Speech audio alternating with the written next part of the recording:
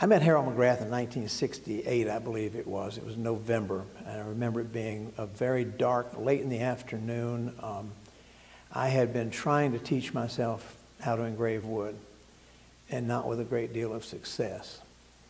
And I took it down to Louis Smith. I took a printer down to Louis Smith, and he looked at it, and he said, in his usual gruff old way, he said, I think it's a pretty good print, but it's so badly printed, you know, I can't really tell. Why don't you get Harold McGrath to print it? Well, who's Harold McGrath? And he said, he's Leonard Baskin's pressman. So he told me how to get there over on Clark Street. Didn't call ahead or anything, just sent me over there.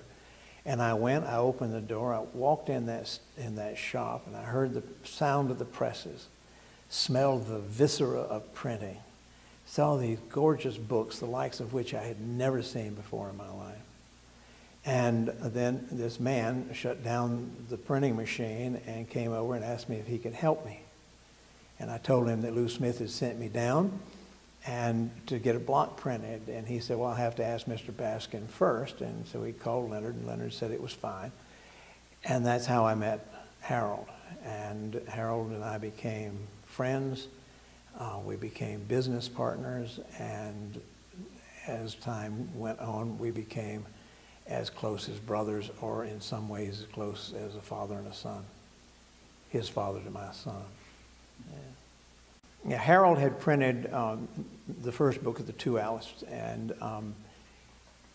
when I set about doing the second volume, Through the Looking Glass, I just had to get old Mac in there somewhere. I had to move him in a place that was genial and humorous and central, as were qualities of the man himself. And so I cast him as the White King with an ill-fitting crown. Yeah.